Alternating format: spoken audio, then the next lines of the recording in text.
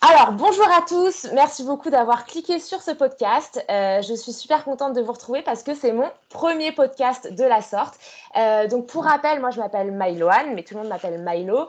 Et j'ai un amour fou pour l'Australie. Ça fait 3 ans que je suis blogueuse et youtubeuse sur l'Australie et que je donne des conseils et que je partage mon expérience à des PVTistes, des étudiants qui ont décidé de tenter l'expérience en Australie. Pour la petite info, j'ai vécu 3 ans à Brisbane et aujourd'hui, j'ai la chance d'interviewer Maxime qui va nous partager son expérience de PVTiste. Pour rappel, voilà, moi j'ai un blog, j'ai une chaîne YouTube, un compte Instagram qui s'appelle Milo Easy Nose. Donc si vous voulez retrouver un peu mon travail, c'est sur tous ces réseaux-là. Voilà, bienvenue Maxime. Salut Mélo. Voilà, déjà, merci beaucoup d'avoir accepté d'être le premier interviewé de mon podcast. J'ai choisi Maxime pour cette première interview parce qu'il a une courte expérience en Australie, certes, ça fait pas si longtemps que ça qu'il est arrivé, mais elle a été forte en émotion. On a déjà l'impression qu'il a tout fait en quelques mois. Sauf que Maxime, il a connu pas mal de galères et c'est bien normal en PVT. C'est donc une excellente opportunité pour nous de couvrir les différents sujets qu'implique un PVT, mais sous l'angle des galères. C'est beaucoup plus drôle ainsi. Donc Maxime, est-ce que tu peux te présenter rapidement? Est-ce que tu peux me donner ton âge, d'où tu viens en France, où est-ce que tu es en ce moment, etc. Alors oui, pas de souci. Alors déjà, je te remercie d'être le premier invité sur ce tout nouveau podcast. Donc moi, je m'appelle Maxime, j'ai 24 ans, je viens de Orléans en France. Je suis venu en Australie le 7 novembre, le 7 novembre 2019, du coup. Donc, ça fait 9 mois, un peu plus de 9 mois maintenant. Et, du coup, pourquoi je suis venu ici, c'est ça la question? Ouais, pourquoi tu es venu ici? Où est-ce que tu es en ce moment? Alors, alors, en ce moment, je suis à Cairns. Alors, après beaucoup de choses, hein, je pense qu'on fera la rétrospective un peu de On tout va ce y que j'ai venir. fait, mais là, en ce moment, je suis à Cairns, donc dans une partie assez safe dans l'Australie, dans le contexte actuel, enfin, je pense. Ouais, c'est Donc, dans du le coup, nord-est. C'est nord de voilà, la côte est. exactement.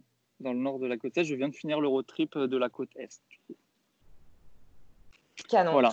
Et est-ce que tu peux nous résumer en un mot le type de voyageur que tu es? Alors, en un mot, c'est très compliqué, mais je dirais le mot feeling. Alors, feeling, le voyageur feeling, c'est un peu, ça veut pas dire feeling, on fait ça un peu n'importe comment, on part un peu à l'aventure sans trop préparer, mais c'est plutôt, alors on prend les opportunités quand elles y sont et on profite de tous les moments qu'il y a sans se prendre la tête, quoi. C'est Je l'instinct, pense tu que, t'écoutes, quoi. voilà, exactement. À l'instinct, j'écoute que mes envies. Je suis venu là pour ça. C'est fait une belle Trop transition bien. sur la prochaine question, je pense, Exactement.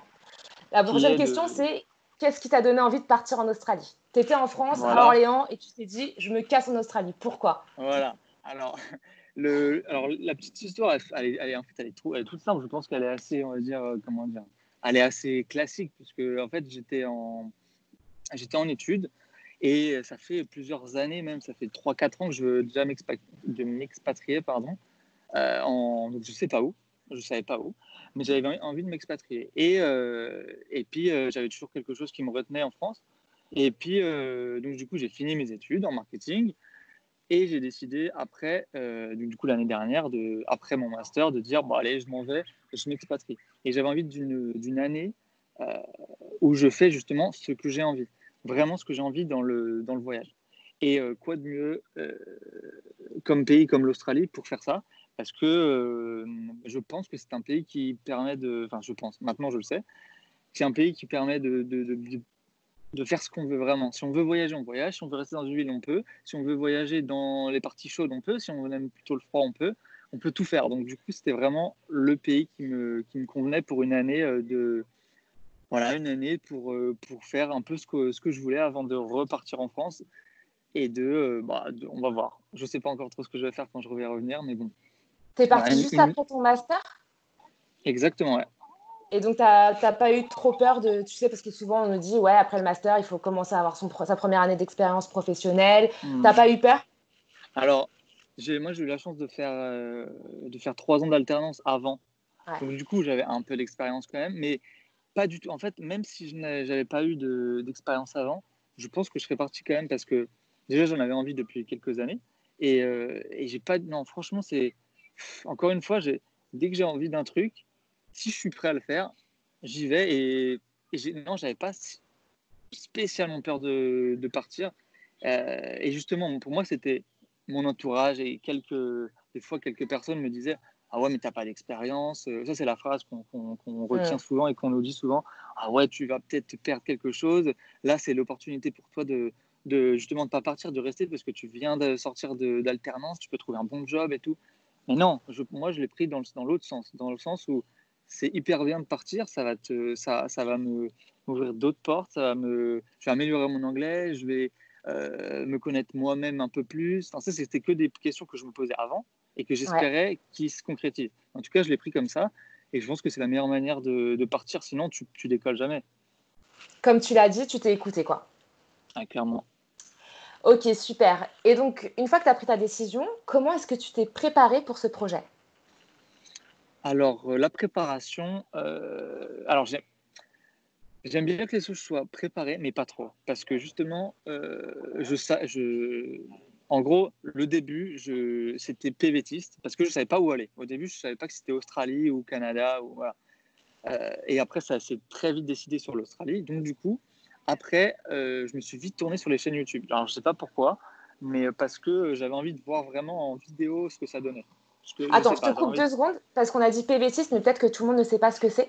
Le Ah oui, pardon. PVT, en fait, c'est le programme vacances-travail. Donc, en fait, c'est un accord entre l'Australie et la France pour que les Français puissent venir en Australie pendant 1 an renouvelable sous condition.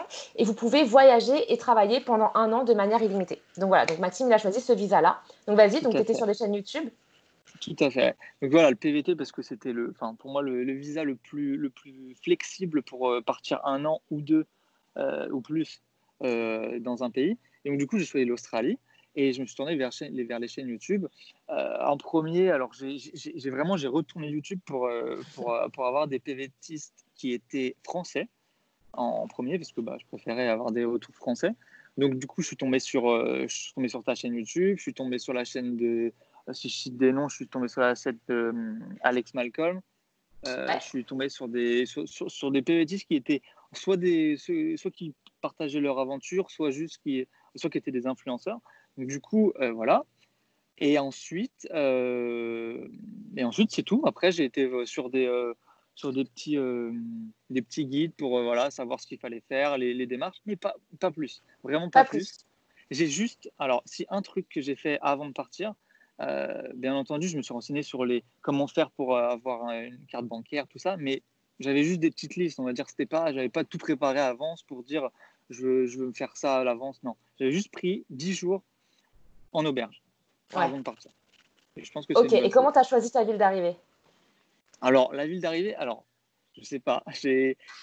On va dire que j'ai un petit peu. Alors, j'avais 3 villes qui étaient préférentielles. Bon, comme tout le monde, j'avais Melbourne, Sydney et Brisbane. J'ai assez Évidemment. vite éliminé Sydney. Alors, je ne sais pas pourquoi. J'ai assez vite éliminé Sydney parce que les deux autres me plaisaient plus. Et ensuite, entre Brisbane et Melbourne, j'ai choisi Melbourne Oh, parce ah oui, ça je fait sais mal que au tu aimes bien. cœur. Je sais que tu aimes beaucoup, c'est Brisbane, mais j'ai choisi ça. Alors pourquoi? Je pense parce qu'il y avait plusieurs choses. Pour l'ambiance de la ville, enfin, elle m'attirait un peu plus, le feeling encore une fois. Voilà. Ouais. Et en plus, j'adore le tennis et en fait, il y a l'Open Ah bah d'Australie oui. qui était là-bas. Et donc, du coup, alors, inconsciemment, je pense que ça m'a fait aussi choisir ça. Petite histoire, anecdote très rapide, je n'ai pas fait l'Open d'Australie. Ah merde. Parce que, Pourquoi? parce que voilà, les imprévus d'Australie ont fait que j'étais en Tasmanie à ce moment-là. Et, euh, et donc, du coup, je n'ai pas pu. Enfin, j'ai pas pu. Mais vraiment, c'était un très, très gros sacrifice parce que c'était vraiment un de mes rêves, quoi. Mais bon, je le referai peut-être un jour. Ouais. C'est tous Voilà. les ans ou pas? Non, c'est pas tous les ans l'Open d'Australie. Si, c'est tous Ah les ans. bah voilà, si tu restes encore une deuxième année, voire une troisième année, tu as peut-être 2 chances encore d'y aller. Exactement. Après, je compte pas rester directement la deuxième année. Donc, OK, bon, je te dirai pourquoi. tu nous diras pourquoi. Après. OK, et donc est-ce que tu peux nous raconter tes premiers jours en Australie? Donc tu arrives, à Melbourne, tu as réservé ton auberge de jeunesse. Qu'est-ce que tu as fait pour tes premiers jours? Alors, les premiers jours, alors, je me souviens donc dans le vol, même si je suis pas quelqu'un stressé de base, forcément, à l'arrivée, après 24 heures de vol et tout, on se sent Tu un petit pues. peu stressé. Voilà, déjà. En plus, arrivé 5 heures du matin à Ah Melbourne. ouais, OK. Donc, du coup, 5 heures du matin, les auberges, si vous ne le savez pas, les auberges sont accessibles pour les nouveaux arrivants et pour le check-in à peu près, enfin, ça varie entre 11 heures et 14 heures. Et c'est souvent 14 heures. Donc, du coup, j'ai dû attendre de 5 heures à 14 heures, sachant que je n'avais pas dormi, dans la ville que je ne connaissais pas. Mais bon, avec mon backpack et tout, enfin, ouais, c'était assez marrant l'arrivée. Et bon, après, j'ai pris mon auberge pendant 10 jours et j'en ai C'était laquelle profité ton auberge? justement. Alors oui, petite recommandation. Pour le début, franchement, j'ai pris Space Hostel, Ah, oui, trop bien. Space Hotel, Ouais, Space Hotel. qui est une auberge C'est très génial. bien. Franchement, Ouais. alors, elle est très chère. Non, elle est très chère. Elle est un peu plus chère, mais je pense que pour un début, pour les débuts, c'est très bien parce elle est très clean. On rencontre des gens qui sont très sympas. Enfin, tout est très bien. Et je pense que pour le début pour l'arrivée dans le pays, c'est une très bonne chose. Enfin On bon, vous voilà. mettra le lien, dans les descriptions pour, le, Space Hotel. Il est très, très bien. Voilà. Et il est très proche du centre et tout, donc c'est bien. Et donc, du coup, j'ai fait ça et j'en ai profité pour ma première semaine. Bon, j'ai visité toute la ville, j'ai retourné toute la ville à pied. Avec ton Et backpack? ensuite, alors non, bien évidemment, j'avais mon gros backpack de 70 litres, je l'ai laissé dans la chambre et j'ai pris mon petit backpack. Et tous les jours, j'allais pendant une semaine faire des quartiers de Melbourne. Attends, Et mais tu as attendu 14 heures, du coup, pour laisser ton backpack et aller visiter la ville? ah non, alors ça, non, oui, ah oui. Non, non, le premier jour, alors le tout premier jour, en attendant l'auberge, non, alors qu'est-ce que j'ai fait? J'ai été me poser dans un café pour attendre. J'ai rencontré j'ai fait mes premières rencontres avec des Belges, un couple de Belges flamands. Donc, du coup, j'en ai profité pour parler, tout ça. Et non, j'ai rien fait du tout. J'étais trop fatigué. Donc, du coup, j'attendais qu'une chose, c'était prendre une douche et aller dans l'hôtel. OK, Voilà. Non, mais c'était après la OK. semaine que j'ai en Australie, la première semaine d'Australie, c'est un peu comme tout le monde, c'est la partie administrative. Donc, ouverture de compte en banque, ouverture de ma ligne téléphonique, ouverture de mon TFN, ouverture de mon ABN. Donc, l'ABN, donc, je ne sais pas si t'expliques ou j'explique Bah ce oui, que alors c'est. l'ABN, c'est le Australian Business Number. C'est un peu, quand tu travailles sous ABN, c'est un peu l'équivalent de auto-entrepreneur. Donc on va dire que c'est un Exact. peu ton numéro SIRET. Donc voilà, Maxime, il voulait travailler en auto-entrepreneur. On va Alors, expliquer pourquoi après. ouais, j'ai fait. Alors, en fait, au début, je ne savais pas dans quoi travailler, hein. Vraiment, je suis arrivé et j'ai dit, je fais toutes les possibilités que j'ai qui s'offrent à moi. Donc, TFN. Donc, le TFN, c'est pour pouvoir travailler en Australie. L'ABN pour travailler en auto-entrepreneur, parce qu'il est des fois possible enfin, il est demandé. Et j'ai Ouais. fait aussi ma white card. OK. La white card, c'est ce qui vous permet comment dire? C'est ce qui vous permet Faire la de construction. travailler sur la construction. Voilà, exactement. C'est un Voilà, certificat qu'il faut passer. exactement. Et donc, du coup, j'ai fait tout ça la première semaine. Et Ouais. pour avoir un peu toutes les cartes en main que j'avais. Et je me suis même inscrit à Uber Eats. OK. Voilà, j'ai tout fait. J'ai tout fait. Et en plus, j'ai commencé à bien visiter la ville et à sortir justement, et à découvrir la ville et à m'entraîner un peu de la ville et à faire mes dizaines et toutes mes rencontres. Voilà. Donc voilà, mes premiers OK. jours ont été très bien et très mouvementés. Classique. Donc pas de galère encore. Mais Pas trop, après, non, pas trop de galère. après, tu as commencé par chercher des jobs. Alors, raconte-nous un peu Alors, quel job tu as fait.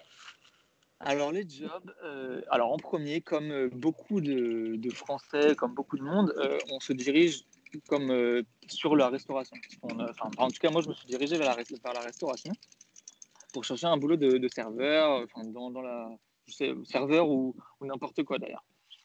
Et on se heurte très rapidement à la concurrence, Ouais. qui est très, enfin à Melbourne en tout cas, enfin, moi en tout cas, c'était en novembre, enfin, novembre, décembre, c'était donc en pleine vacances d'été des Australiens. Il y avait beaucoup de monde sur le marché, donc du coup, ça s'est révélé assez compliqué, sachant que j'avais pas un niveau d'anglais qui était très impressionnant. Donc du coup, j'ai décidé, je me suis dit bon, ça faisait un mois que j'étais là et j'avais toujours pas de boulot. Donc c'est bien, on dépense beaucoup d'argent, on s'en profite bien, mais enfin il faut de l'argent qui rentre. Donc du coup, j'ai décidé de faire, enfin je vais contacter un autre, je sais plus ce que c'était par un mail, enfin je sais plus ce que c'était, un mail avec des concerts et des festivals. Et du coup, premier job que j'ai fait, j'ai réussi à faire serveur dans des festivals et concerts. Alors ça, Trop bien. euh, C'est comment ultra comme job? ultra bonne expérience. C'était alors j'en ai pas fait beaucoup. J'étais en casual. Donc casual, c'est le statut on travaille C'est que un peu en quand extra, quoi. voilà, je suis en extra, exactement. Je suis en extra et donc j'ai fait que 3 dates, mais très bien payé. Anecdote, c'était pas une galère, mais c'est une belle anecdote. Dans ce boulot, il y avait une des dates qui était alors c'était quoi? C'était un festival à Melbourne, alors électro-techno, mais qui était le 1er janvier. Donc, Ok. le 1er janvier. Alors j'avais un dilemme, soit je disais bah non, soit je disais oui, parce que c'était très bien payé. Pour la petite info, c'était payé $50 de l'heure net. Canon. Donc c'était très très bien. Mais j'étais à Sydney. J'ai fait le Nouvel An à Sydney. Donc du coup, j'ai fait le Nouvel An à Sydney, j'ai fait le feu d'artifice à Sydney, j'ai tout fait à Sydney. Donc à minuit, j'étais au feu d'artifice et je travaillais le lendemain à Melbourne à 11h. Oh Donc du putain! coup, du coup, Ce cinéma, je- c'est pas tout à côté, hein, pour ceux qui savent pas. en voiture, c'est long. Et c'est 10 heures, 10 heures de voiture. Et en avion, c'est 1h30. Donc, du coup, j'ai fait le feu d'artifice. Je suis directement à 2h du matin. J'avais mon avion à 4h du matin. Et je suis arrivé à Melbourne. Enfin, j'avais plus d'auberge, j'avais rien. J'avais réservé une auberge, mais juste pour prendre une douche. À 8h. Et j'ai embauché à 11h pour le job dans le festival. Sachant que je n'avais pas dormi depuis 2 jours parce que j'avais réservé ma place pour voir le feu d'artifice. Parce qu'à Sydney, si vous ne savez pas, il faut se lever très, Ah très, ouais. très. Enfin, il ne faut pas dormir la veille, donc le 30, pour avoir le feu d'artifice le 31 pour avoir une bonne place. Bref, mais c'était une très bonne expérience. Le boulot de serveur, du coup, en festival et tout ça, et en concert, donc voilà. Mais du coup, c'était pas assez parce que j'ai fait que 3 dates et c'était en extra, donc c'était pas très, très bien. Enfin, pas très, très bien payé parce que j'avais que 3 fois. Et deuxième boulot, cette fois-ci en ABN, donc en Donc à Melbourne. auto-entrepreneur, à Melbourne toujours. Ouais. Euh, j'ai fait du déménagement. Donc, du déménagement, alors, c'est pas comme si j'avais prévu de faire du déménagement en Australie, hein, mais j'ai, comme je disais, je me suis fermé à rien du tout. Et donc, du coup, j'ai fait 2 semaines ou 2 semaines et demie de déménagement. Voilà. Et donc, ça, c'était les premiers jobs que j'ai fait, les deux seuls jobs que j'ai fait à Melbourne. J'y suis resté C'était 2 cool mois. le déménageur, d'être déménageur, c'était cool. Alors ouais, c'est dur, c'est assez dur. Ils prennent que des gars, hein. Mm. C'est assez dur parce que c'est des grosses journées souvent. C'est des journées on commence à 8-9 heures et ça peut finir à 22 heures. J'ai déjà fini une fois à 22 heures. Donc en fait on soulève des choses, hein. C'est Ouais. déménagement, mais c'est assez bien parce que tu rencontres encore des nouvelles choses, tu découvres un nouveau métier. Et moi j'adore ça. Enfin je suis venu là aussi pour ça. Je suis venu là pour faire des métiers que je ferais jamais en France et que je ne Ouais. pourrais pas faire en France parce que je suis pas fait pour ça. Et là, je peux le faire. Donc j'y suis allé. Et c'était très bien. Ok. Donc voilà mes jobs à Melbourne.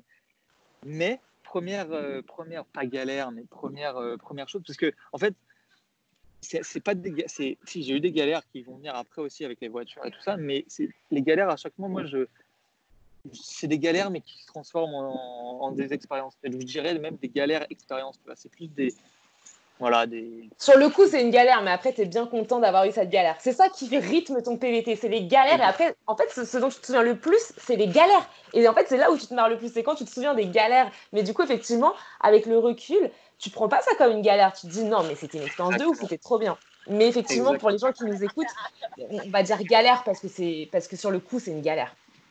Et sur le coup, sur le coup, tout est une galère parce qu'on se dit, oh, j'ai pas de job pendant 2 mois. Admettons, il y en a, tu peux avoir pas de job pendant 2 mois, mais après, si tu en as trouvé ensuite, en fait, il faut que tu trouves des solutions. Et franchement, sur le coup, tu n'es pas bien. Tu te dis, ah ouais, peut-être que dans une semaine, je devrais rentrer en France, j'en sais rien.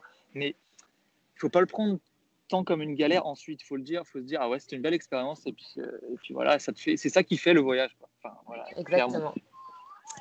Et donc, du coup, les autres jobs qui donc Alors, du étaient coup, ouais. plus ou moins des galères. Alors après, ça a été les 2 mois, j'ai décidé de partir en Tasmanie, ce qui n'était pas prévu. Alors, premier truc qui n'était pas du tout prévu, c'est que je suis parti en Tasmanie parce qu'en fait, je dépensais trop d'argent à Melbourne. Melbourne, c'est très très bien. Melbourne, c'est une ville qui bouge énormément, c'est une super ville d'arrivée, mais on dépense beaucoup d'argent. Donc du coup, j'avais plus trop d'argent pour après. Et donc du coup, j'ai décidé de faire des fermes en Tasmanie. Alors, les fermes en Australie, il faut savoir que c'est un peu le job des backpackers parce qu'ils les filent aux backpackers qui cherchent n'importe quel travail et c'est le travail que les Australiens n'ont pas envie de faire. Donc, du coup, il y a plein de backpackers qui vont en ferme et en plus, travailler en ferme, ça te permet de renouveler ton deuxième Working Holiday Visa. Si tu as fait 88 jours de ferme, tu pourras rester une deuxième année en PVT. Donc voilà, donc Maxime, il est Exactement. parti en Tasmanie faire des fermes, là où il y a d'ailleurs pas mal de fermes en Tasmanie, parce qu'il y a moins de monde, et c'est très Ouais. agricole. Donc voilà, qu'est-ce que tu as fait en Tasmanie comme travail? Alors rapidement, j'ai fait. Donc on est parti à 6 avec une nouvelle bande de travel mates, on va dire. Et donc à 6 pour trouver une ferme, c'est pas le top, à savoir, hein. On est parti en Tasmanie et on a trouvé une ferme assez. Franchement, on a eu de la chance. On a trouvé une ferme de cerises. Non, en premier, on a fait 3 semaines de cynique de pommes. Alors, en gros, c'est dans une ferme de pommes, on devait faire tomber des pommes. Voilà. Et donc, ça, on a fait pendant 3 semaines. Et ensuite, on a fait 2 semaines de picking de cerises. Ok. Donc, voilà. En Tasmanie, c'est plus facile de trouver du job, mais c'est quand même compliqué parce que, en fait, j'ai eu beaucoup de chance en Tasmanie. Franchement, en Tasmanie, j'ai pas eu trop de galères. Pourquoi? Parce que j'ai eu de la chance à chaque fois. On est arrivé, on a trouvé une voiture pour 6 directement. On a trouvé un job en 2 jours pour les cerises et les pommes. Et ensuite, 2 semaines après, on a perdu notre job pour les pommes parce qu'il faut savoir qu'en ferme, ils peuvent te virer un peu n'importe comment. Donc, nous, on s'est fait virer genre, du jour au lendemain. Ok. Et on a retrouvé une ferme le jour même pour le lendemain. Donc, on a eu une Pour 6 chance. personnes? Ouais. Pour 6 Waouh. personnes. Non, pour 4. Non, pour 6. Pour 6 personnes. Et donc, du coup, on a eu une chance. On a eu vraiment beaucoup de chance. Et donc, on en a profité aussi pendant ce mois en Tasmanie pour découvrir aussi la Tasmanie. Mais ça a un peu pas dégénéré, mais c'est à ce moment-là que les bushfires ont commencé à être vraiment présents. Et c'est Ouais. là qu'un peu ça a un peu changé le cours du voyage. Alors, Et donc, Bushfire, c'est les incendies qui sont arrivés là en novembre. C'est ça, hein, c'était novembre. Ouais. En ouais, novembre 2019, il y a eu des incendies et donc du coup, ça a remis en question plein de projets parce voilà. que bah voilà, tu pouvais plus travailler, c'était une galère quoi. Ouais, exactement. C'était un peu compliqué sur la région sud-est de donc, Melbourne, Sydney et de la Tasmanie aussi. C'était assez compliqué. Et donc voilà. Et pour finir, je sais pas si pour finir sur les jobs, j'ai fait aussi 2 mois en ferme. Alors 2 mois ou 3 mois après, pendant 2 mois et demi à Mundubera. Donc Mundubera qui est à Brisbane dans le Queensland. J'ai fait pendant 2 mois et demi ferme de citron, mandarine et orange. Ok. Et là, tu as eu des galères, entre guillemets, genre est-ce que c'était fatigant? Est-ce Ouais. que tu étais en Alors rendement? Raconte. complètement, parce que alors déjà pour trouver la ferme, sachant que c'était pendant le Covid. En fait, c'était juste Parce que Maxime, il a eu de la chance. Lui, il a eu les ordi et le Covid-19, la bonne période. Tu as choisi la bonne année pour partir. Parfait. Tout était bien calculé pour avoir toutes les bonnes galères à avoir pendant cette année. Complètement. Mais bon, oui, voilà, c'était pendant le Covid, en fait, à la fermeture, juste après la fermeture de toutes les frontières de tous les États dans l'Australie. Donc, du coup, tout le monde voulait trouver une ferme, enfin, tous les backpackers voulaient trouver une ferme parce que toutes les autres jobs ont fermé puisque c'était un confinement. Le confinement allait arriver, voilà. C'était juste avant le confinement. Du coup, grosse galère là, c'était la galère parce qu'on s'est dit soit on va dépenser beaucoup d'argent dans un Airbnb, dans quelque chose en fait pour se confiner parce qu'on n'a pas le droit de rester dans des free camps, avec notre 4x4, on n'avait pas le droit. Et soit on trouve une ferme et là on passe le confinement à travailler et à rentrer de l'argent. Donc là c'est pas mal. Et mais galère parce que c'était vraiment très compliqué parce que tout le monde cherchait. Donc on a peut-être appelé des dizaines, des quinzaines, des trentaines de fermes. Et finalement, au bout de 2 semaines, au bout de 2-3 semaines, à appeler franchement tous les jours, on a réussi. Moi, j'ai pas mal harcelé le gars. Et il m'a dit, viens à Mundumberala, il y a du travail, blablabla. Et donc, voilà, un peu comme toujours en Australie, on y va un peu genre sans trop savoir. Et finalement, c'était un plan assez bien. C'était un plan assez bien. Et donc, du coup, assez bien. Alors, assez bien quand ça fait 6 mois et quand on connaît un peu le système des fermes. Mais sinon, c'est pas. Quand on est de la France, on se dit que c'est pas super bien. Puisque c'était. Alors, j'étais payé en rendement à 90 $. Alors, en rendement, c'est en gros, plus je pique, enfin, plus je ramasse de fruits. Voilà. Plus je cueille les fruits, plus je gagne d'argent.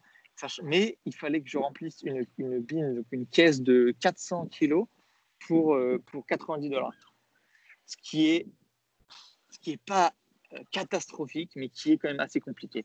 Donc la moyenne n'était pas super bonne et on faisait des journées de 10 heures. Donc c'était 60 heures par semaine pour 700-800 $ la semaine. Ça va, c'est pas. Non, c'était pas. C'est pour ça que je dis ça, c'est que c'était pas trop mal. Après, tout dépend de la vitesse de quand on cueille, quoi. Il y en a qui peuvent gagner. Il y en avait qui gagnaient 300. Ouais. C'est ça, il faut être endurant, rapide, assez fort physiquement pour pouvoir faire de l'argent, quoi. Ouais, voilà. Franchement, c'est pas marrant. C'est pas marrant. Le travail est pas marrant. Après, la côté, si tu es dans un camping, si tu es parce que tu te fais des amis, tu te fais des potes de partout en Australie. Et franchement, je retiens une très bonne expérience. C'était nul, mais en même temps, très très bonne expérience. Moi, j'ai pas fait les fermes, mais de ce que j'ai entendu dire, c'est que certes, tu en chies, c'est chiant, mais l'ambiance, comme tout le monde en chie, tout le monde est dans le même bateau, en fait, il y a une ambiance de folie, c'est ça? Ah ouais, mais complètement. On était dans un camping avec 80 personnes, tous dans les fermes, à côté. Que des backpackers. Plusieurs fermes, que des backpackers. Alors voilà. Et c'était tous les soirs, on rentrait, on était tous sales, on était avec des trucs mais dégueulasses. Que des clodos. Ah mais oui, c'était vraiment avec les chapeaux, enfin bref, des fermiers qui étaient fatigués de leur journée. Et puis, on se faisait voilà, les petits apéros, des trucs, de la soirée. On avait 15 jours de repos par semaine. Mais du coup, ça nous permettait de bien faire des soirées, de bien profiter pendant ce jour off. Et puis voilà, et puis pendant 2 mois et demi, 3 mois, on fait ça. Et ça devient une famille, en fait. Et donc là, tu as validé tes 88 jours de ferme. Alors moi, oui, je pense que j'ai mes 88 jours de ferme. Mais bon, en fait, c'était pas trop mon objectif d'avoir 88 jours, en fait. Donc du coup, c'est pas trop mon but de rester forcément une deuxième année en Australie. Donc du coup, oui, j'ai mes 88 jours, mais je les ai au cas où. Voilà. D'accord. Ok. Et donc, donc là, pour l'instant, tu as fait serveur, plus ou moins, tu as fait dans les festivals, etc.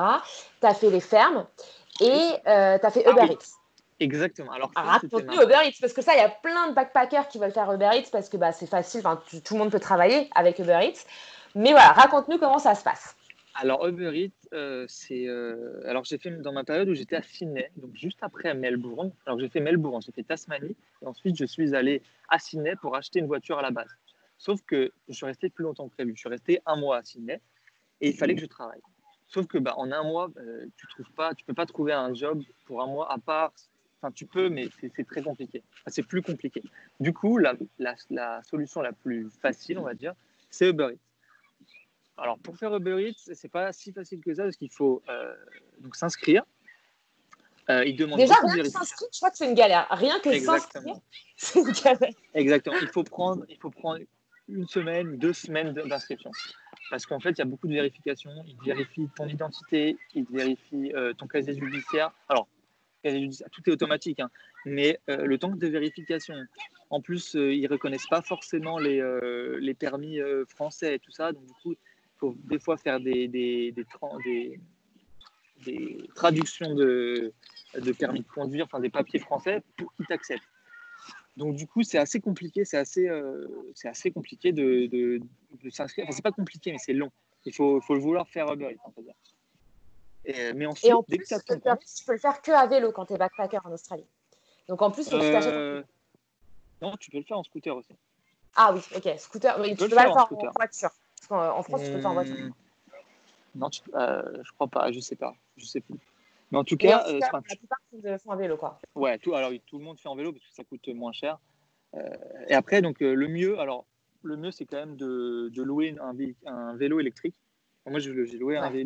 un vélo électrique et c'est parti, quoi. Et là, c'est des choses aussi que, enfin, jamais en France, je me serais dit, je vais faire Uber Eats. Jamais. Mais là, voilà, opportunité.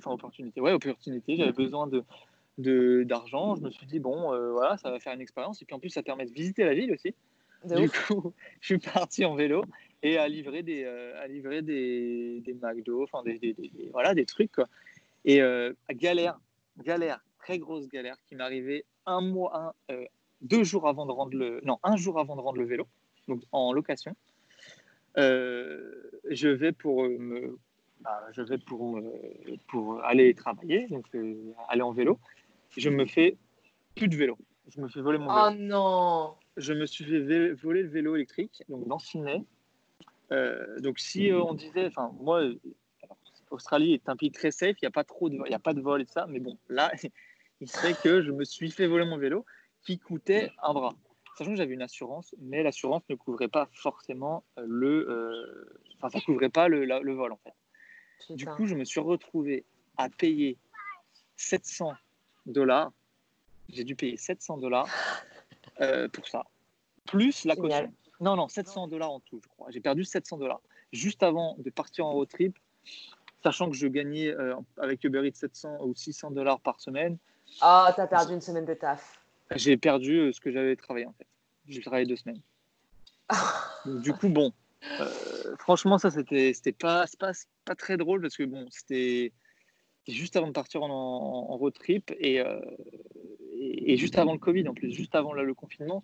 Et enfin bref, c'était assez tendu. Je me suis dit, oh là là, 700 $. Bon, après, au final, encore une fois, c'est pas grave, c'est 700 $. Bon, j'aurais préféré les avoir sur mon compte, mais bon, c'est comme ça. Et donc voilà les jobs que j'ai fait. Donc j'ai fait tous les jobs qui étaient possibles. Enfin, non, j'ai pas tout fait parce qu'il y en a plein d'autres, mais il y a Ouais. serveur, il y en a plein, mais j'ai fait pas mal de jobs différents en Australie. Ok. Et donc, du coup, si tu avais un conseil à donner pour ceux qui cherchent du travail en Australie, parce qu'il y en a plein qui ont un peu de mal, et toi, tu as l'air d'avoir trouvé toujours facilement, d'être débrouillard, qu'est-ce que tu donnerais comme conseil à ceux Bah, qui cherchent du travail? bah, un premier conseil, alors j'ai trouvé facilement, mais au début, franchement, en fait, il faut pas. Le premier conseil, c'est de ne pas s'entêter à vouloir faire quelque chose si on n'y arrive pas assez rapidement. Parce qu'en fait, on a un an ou plus, mais on a un an de PVT, on a un compte en banque, et on n'a pas forcément beaucoup de temps pour trouver un job. Donc du coup, si on veut faire serveur, par exemple, et qu'on n'y arrive pas je sais pas, on se donne on se donne 3 semaines, par exemple, un mois. Si on n'y arrive pas, il faut changer. Ou alors, il faut changer de ville ou il faut changer de quelque chose. Il ne faut pas s'entêter sur un truc. Enfin, moi, c'est mon conseil. Parce que sinon, c'est là que les doutes arrivent. On se dit, ah, je travaille plus, je suis dans une grande ville en plus. Si je travaille pas, j'ai plus d'argent, blablabla. Non, je pense qu'il faut, voilà, Il faut enlever la s'ouvrir barrière. aux opportunités. Moi, je pense c'est ça. Exactement, exactement. Il faut s'ouvrir, il faut se dire, ah, c'est pas grave, je voulais faire serveur, et ben écoute, je le ferai peut-être un autre moment. Je le fais peut-être, voilà. Au début, je voulais pas faire de ferme, mais écoute, peut-être que les fermes c'est fait, c'est bien en fait. Il y a plein de, voilà. Le premier conseil, c'est de pas ça, de, De alors pas être certes, de buté. pas, voilà, de pas, voilà, surtout pas être buté, de pas se dire, moi c'est bon, je veux pas faire Uber Eats, c'est pas pour moi, ou je veux pas faire de ferme, c'est pas pour moi. Ok, peut-être. Soit tu t'entêtes et tu as assez d'argent pour tenir et peut-être que ça marchera. Euh, mais bon, moi je conseille de pas trop avoir de plan en fait sur les jobs qu'on veut faire, plutôt s'ouvrir à tout et puis prendre ce qu'il y a quoi. C'est un peu Exactement. c'est Au un peu feeling. dommage à dire, mais c'est comme ça. Mais non, c'est bien, justement, tu es là pour apprendre des nouvelles choses. Donc, voilà, suivre son feeling. Donc, Exactement. une fois que tu as fait ton job, tu as économisé assez d'argent pour partir en road trip. Alors, Ouais. raconte-nous rapidement qu'est-ce que tu as visité en Australie et comment est-ce que tu as fait ton road trip. Alors mon road trip, il a commencé. Alors au début, j'avais pas de voiture, donc du coup j'ai fait, donc, comme je t'ai dit, la Tasmanie et j'ai fait aussi Melbourne-Sydney. Bon ça, on va pas trop le compter parce que c'était plus avec enfin, un peu vite fait en En fait. avion, ouais. Voilà, en avion, des choses comme ça. Et ensuite, après la Tasmanie, j'avais pas mal d'argent, donc du coup j'ai décidé d'aller à Sydney pour acheter ma voiture et pour partir en road trip. Et donc sur vraiment la question du road trip, je suis parti de Sydney. Et sans compter les fermes, j'ai fait Sydney, Brisbane, Brisbane, non, Cairns, oui, Brisbane, Cairns, et j'ai fait Cairns jusqu'à Cooktown. Cooktown qui est, en fait, j'ai fait toute la côte est jusqu'en haut. Donc pas jusqu'au tout en haut, mais jusqu'au presque tout en haut. T'es arrivé à Darwin? Euh, Non, t'es pas arrivé à Darwin. alors, justement, là, je suis à la moitié de mon road trip, en fait. Je Ok, suis là, je vais demain.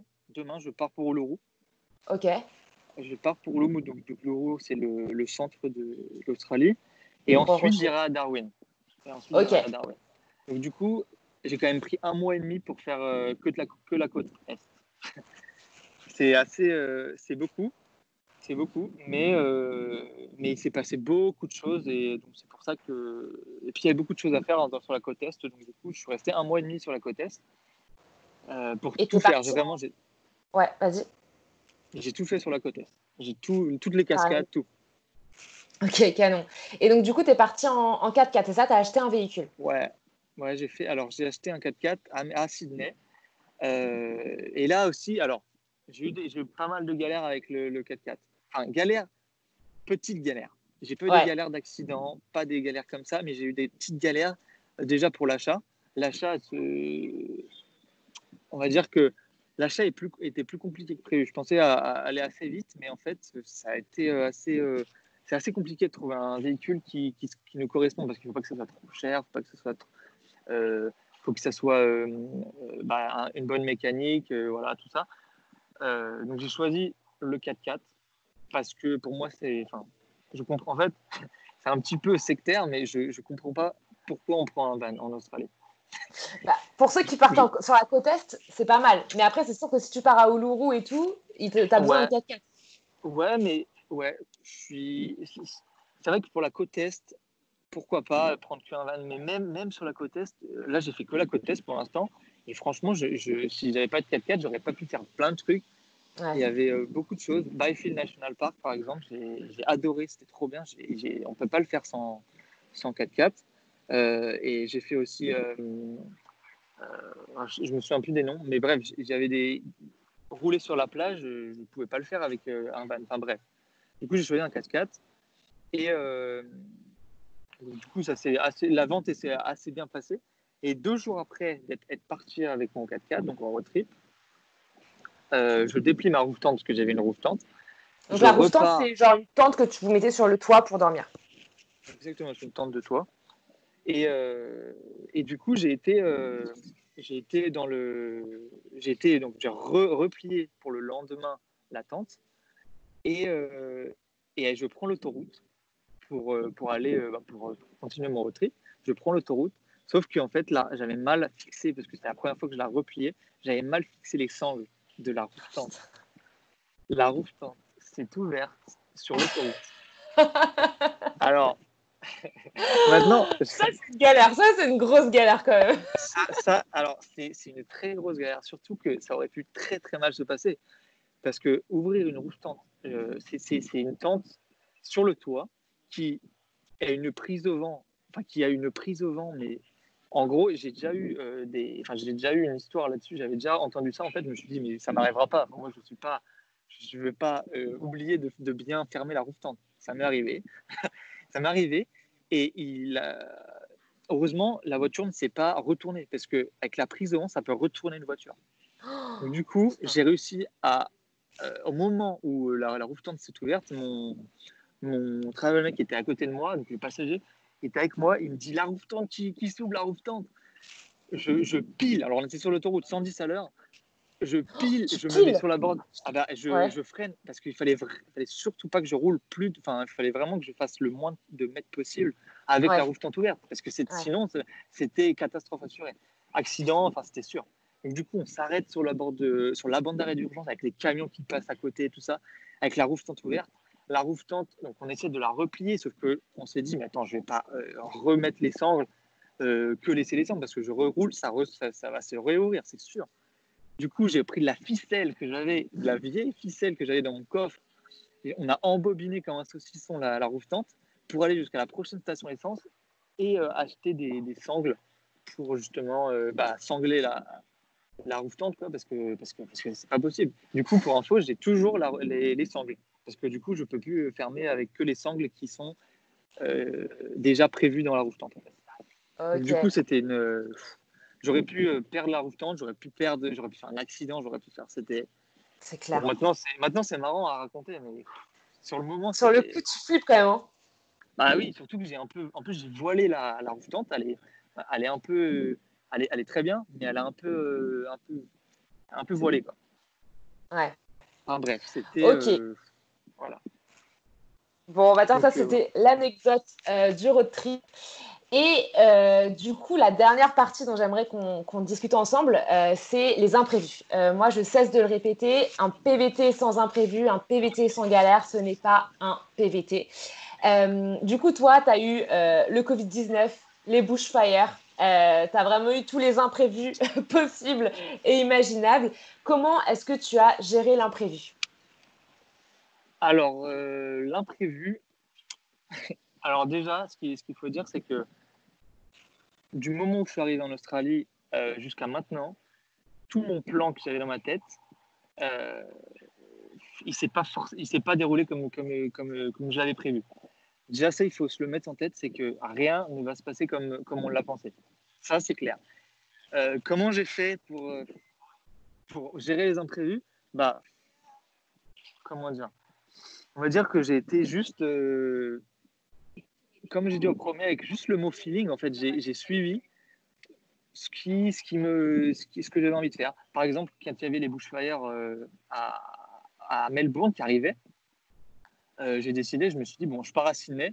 Oui, à Melbourne, pardon. Melbourne, s'il y avait les bushfires à Melbourne, je me suis dit, bah, je pars à Sydney. Et il y en avait moins à ce moment-là. Ensuite, par exemple, c'était quoi? Il y avait. J'avais pas. Voilà, la première galère, c'est que j'avais pas de boulot à Melbourne, je perdais trop d'argent. Écoute, c'est pas grave, je pars en Tasmanie faire des fermes.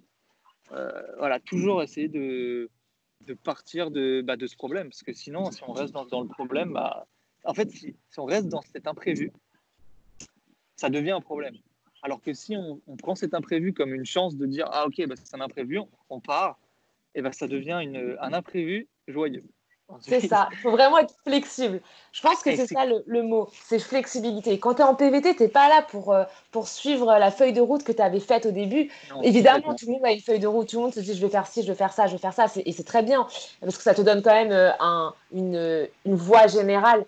Mais je pense que dès que tu as un imprévu, il faut être flexible et partir et faire ci et faire ça et prendre les opportunités comme des chances d'améliorer encore ta feuille de route. Quoi. Et, Exactement. euh, bah mince, je voulais Et dire un truc, mais j'ai oublié. Vas-y. non, mais voilà, après, c'est je pense que voilà, c'est le mot, c'est flexible. Il faut vraiment se dire, au début, on arrivait, on ne connaissait rien, on avait un plan qui était un peu préfet dans notre tête. Je pense que la plupart des Français qui arrivent ont un plan aussi. Ils se Ouais, disent, bon, je vais rester là, je vais faire 3 mois ici, je vais faire 2 mois là, je vais essayer de faire ça, ça. Ce plan-là, il est très bien. Moi aussi, je l'avais au début. Je me suis dit, bon, j'ai une feuille de route, voilà. Mais il faut surtout voilà. pas. Enfin, ça, c'est un conseil après, mais je pense qu'il faut surtout pas se buter à suivre ça. Sinon, je pense que on loupe son PVT. Vraiment, on loupe son PVT si on fait ça. Totalement d'accord. Et d'ailleurs, il y a des gens, et ce que je dis souvent aux gens, c'est que, ok, ton plan, c'est de rester 1 an, voire 2 ans, voire 3 ans en Australie. Et si ça te plaît pas, mais il faut pas se Exactement. forcer, les gars. Et ben Exactement. justement, il faut être flexible, ça te plaît pas. Et c'est ton instinct, encore une fois, comme tu le disais, Maxime. Ça te plaît pas, écoute-toi. C'est une année pour toi. Donc pourquoi tu vas te forcer à rester en Australie si ça te plaît pas? Écoute-toi, Exactement. si ça te plaît pas, tu pars. Il y a la Nouvelle-Zélande, il y a l'Asie à côté, il y a la Nouvelle-Calédonie, il y a plein d'autres choses à faire. Donc t'as trimé pendant 1 an, 2 ans pour économiser pour partir en Australie. C'est pas pour souffrir, quoi. Tu Mm. arrives en Australie, ça te plaît pas, bah prends ton argent et casse-toi ailleurs et ça sera très bien aussi. Exactement. Exactement. C'est ça. Il faut pas se buter. Et même moi, quand même le confinement, enfin le Covid qui est arrivé, a été un très gros imprévu pour beaucoup, beaucoup de backpackers ici parce que c'est quelque chose qui est très, comment dire, c'est déjà, enfin, on le voit très bien, c'est une grosse, grosse galère pour le monde entier. Mais Ouais, ici, quand t'es pas de ton pays, t'es pas dans ton pays, t'es un backpacker, donc t'as pas forcément beaucoup d'argent. Quand t'as le gouvernement australien qui te dit, il vaut mieux rentrer chez vous parce que c'est vous qui ramenez le Covid, parce que c'est vous qui n'êtes pas les bienvenus. Ça fait poser des questions. Donc, du coup, à ce moment-là, moi, je me suis dit, bon, les carottes sont complètement cuites là. Je me suis dit, c'est mort, quoi. Je vais repartir en France. Enfin, non, j'y ai pas du tout pensé. En vrai, j'ai pas du tout pensé. Mais je me suis dit, ça a été une option parce que beaucoup, beaucoup, moi, franchement, j'ai 60-70% de mes amis que je me suis fait ici sont repartis en France à cause du Covid ou à cause des bushfires. Eh bien, voilà, c'est un imprévu qui est arrivé. Euh, et alors, il y en a qui sont partis à contre-cœur, mais il y en a, ils se sont dit, alors non, c'était beaucoup à contre-cœur, mais même avec un imprévu comme ça, bon, là, c'est des choses qu'il faut accepter des fois. Pourquoi pas revenir ensuite? Pourquoi pas? Enfin, mais ouais, le plus gros problème qu'il y a eu, c'était quand même le Covid. Et ça, c'est un problème qui est encore bien présent maintenant, d'ailleurs. ouais. Bah là, Melbourne vient d'être soumis au couvre-feu. Il va sûrement y avoir des États qui vont encore se reconfiner, etc. Ouais, ouais, ça Donc ouais, c'est. les galères, c'est pas terminé, Maxime, pour toi. Non, bah d'ailleurs, oui, non, parce que surtout que je veux aller dans le Western Australia qui est pour l'instant fermé Ouais, et je sais pas, on sait pas. Et je voilà, suis on sait assez pas. pessimiste là-dessus. Je suis pas pessimiste de base, pas du tout même. Et je veux être optimiste parce que j'espère que ça va rouvrir dans les mois qui arrivent, mais je verrai. Ouais, Voilà. Mais encore une fois, flexibilité, on verra. exactement. Bon, bah voilà, donc je pense qu'on a fait un bon panorama des galères que Maxime Ouais, enfin, voilà, auxquelles Maxime a fait face. Et c'est vrai que bon, les galères, c'est un peu ce qui peut faire peur aux prochains PVTistes qui veulent partir dès la rouverture des frontières. Est-ce que tu as un mot à leur faire passer? Alors, en incluant le Covid à l'intérieur du conseil, Comme tu veux. parce que alors c'est assez compliqué.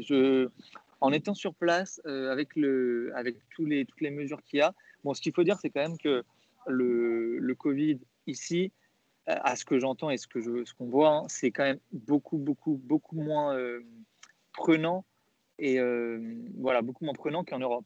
Pourquoi? Parce que déjà, il y a 24 millions d'habitants en Australie sur un territoire qui est plus grand que l'Europe. Et il y a même pas le quart, enfin, il y a le quart non, un peu moins de la moitié des habitants qu'il y a en France. Du coup, c'est quand même beaucoup moins prenant. Après, en fait, le conseil avec le Covid là, c'est quand même d'attendre des mesures qui vont. Est-ce que ça va rouvrir les États? Parce qu'en fait, le problème, c'est qu'on ne sait pas comment ça va se dérouler ensuite. Donc, concernant le Covid en Australie, sachant qu'ils sont très stricts, euh, voilà, je sais pas. Par contre, si on enlève le Covid de ça, Ouais. et admettons que en janvier, février, tout se réouvre et tout le monde peut refaire comme avant, on va dire. Franchement, le conseil pour partir en Australie en PVT, c'est genre le plus dur, c'est d'y aller, c'est de ne pas réfléchir. Enfin, il faut réfléchir, il faut se faire un petit plan, mais il faut surtout y aller parce que franchement, c'est une expérience qui est incroyable. On rencontre tellement de personnes, on se trouve soi-même, on se trouve soi-même, on apprend beaucoup de choses, on améliore son anglais, enfin, c'est une expérience, Bah, un voyage. justement, ça m'amène à la dernière question que je voudrais poser et je pense que je vais la poser à la fin de chacun de mes podcasts. Donc, c'est cette question, c'est qu'est-ce que t'a apporté l'Australie? Ben, c'est très clair pour moi. Ça m'apporte, on va dire, si je fais 3 points, premier point, c'est les rencontres. Les rencontres qui font que le voyage, il devient unique. Parce qu'en fait, chaque rencontre que j'ai fait des centaines de rencontres avec des gens du monde entier. Et ça, c'est un gros point fort de l'Australie, je pense. Et d'être backpacker en Australie, je pense qu'on peut difficilement l'avoir dans d'autres pays, peut-être en Amérique du Sud et en Nouvelle-Zélande peut-être. Mais en tout cas, là, c'est vraiment très, très, très simple de parler avec d'autres personnes. Du coup, voilà, des rencontres. Deuxième point, sur moi, genre, j'ai l'impression d'avoir gagné, je sais pas, 2-3 ans. Alors que si j'étais resté en France, peut-être que j'aurais. Je sais pas ce que je serais devenu, mais en tout cas, je regrette pas du tout parce que ça a été, voilà, c'était un an d'évolution impeccable, très très bien. Et troisième point, je le mettrais, il y a 4 points, on va dire, l'anglais, forcément l'anglais. Ça, c'est Ouais. un point pour beaucoup de Français, je pense, d'améliorer son anglais. Euh, alors, conseil pour ceux qui veulent améliorer leur anglais, mais à chaque fois on le dit, hein, mais ne pas trop rester avec des Français, forcément. Ouais, c'est Quand clair. on arrive, c'est très dur à faire, parce qu'il y a beaucoup de Français ici, mais c'est possible. C'est possible. Là, je voyage que avec des Anglais, donc c'est très très bien. Voilà, une parenthèse fermée. Et quatrième point, le voyage. Le voyage, c'est quelque chose, c'est un pays, l'Australie, qui permet de voyager dans un pays qui est grand comme l'Europe, qui a on va dire qu'il y a 4 saisons. On peut avoir du froid, de la neige, du très chaud. On a des déserts, on a des Des déserts avec du forêts. sable, des déserts arides, on a des forêts. Alors ça, je ne le savais pas avant d'arriver, mais il y a beaucoup, beaucoup de forêts. Il y a des plages magnifiques, il y a des plages moches, et il y a des plages. On peut aller en bateau, on peut voir une faune magnifique, et on peut voir des requins, des baleines, on peut Tu voir peux faire de la des plongée, tu peux faire de la kangourous, rando. on peut tout faire en Australie. Vraiment, je crois qu'il n'y a pas un truc qu'on peut faire. Je ne sais pas il y a un truc, mais voilà, c'est un pays Je qui est très réfléchis, un très truc bien. que tu peux pas faire en Australie, franchement, je vois pas, hein.